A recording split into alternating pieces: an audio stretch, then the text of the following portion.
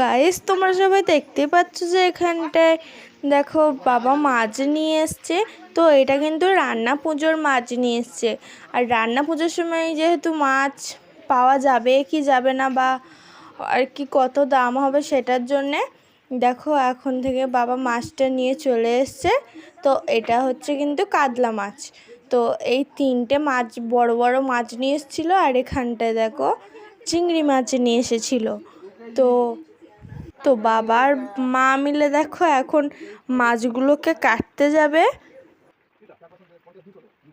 তো এখন দেখো বাবা এখানটায় বসে গেছে মাছটার আঁশ ছাড়ানোর জন্য। তো এখানটায় ওই বাবা আঁশ ছাড়াচ্ছে, আর এখানটা দেখো মা প্লাস্টিকটা নিয়ে চলে এসছে চিংড়ি মাছের।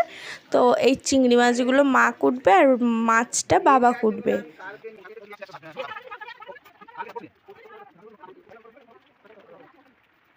তো এখন দেখো এখানটায় মাছটা কোটা এই মাছের আঁশটা ছাড়ানো হয়ে গেছে। তার জন্য দেখো এখানটায় বাবা এখন এর গায়ে যে আঁশগুলো লেগেছিলো সেগুলো ঝেড়ে ফেলে এবার মাছটাকে দেখো কুটে নেবে।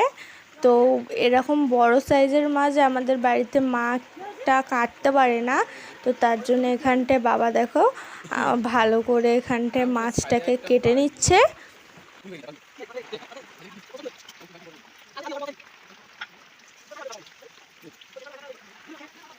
আর এখানটায় দেখো মা চিংড়ি মাছটা ছাড়াচ্ছে।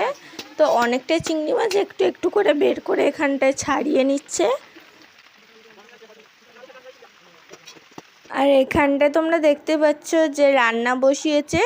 তো এখানটা দেখো ছোটো মা রান্না করছে, এখানটায় আদা রসুন বাটছে। আদা রসুনটা বেটে নিয়ে তারপর এখানটায় রান্না করবে। তো প্রথমে আলুটা ভেজে নিচ্ছিল। তো এখানটায় ভাত হয়ে গেছে। আর এখানটা দেখো মা ডিমের ঝোল করবে, আর তার জন্য এখানটায় ডিমটা ভেজে নিয়েছে।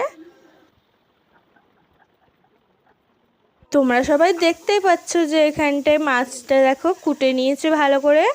তো এই মাছগুলোকে ফ্রিজে রেখে দেবে। আর এখানটায় এই যে নাড়ি ভুড়ির মতো কিছু একটা, তো এটা বাবা ভালো করে বেছে নিচ্ছিল। আর এখানটায় দেখো আমার মা এখনও বসে বসে চিংড়ি মাছটাকে কুটছে। আর এখানটা দেখো ছোটো মা আলু ভাজছে, কারণ দাদা পান্তা খাবে আর আমি একটু মুড়ি খাবো, তার জন্য দেখো এখানটায় আলুটা ভেজে নিচ্ছে।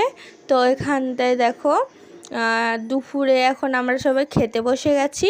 তো আজকে শুধু ডিমের ঝোলই করেছিল, তো এটা দিয়ে এখন খাবো। তো এখানটায় সবাই খেতে বসে গেছে আর এখন আমি খেতে বসবো। তো আজকের ভিডিওটা এই পর্যন্ত, আবার আসছি পরের ভিডিওয়। টাটা।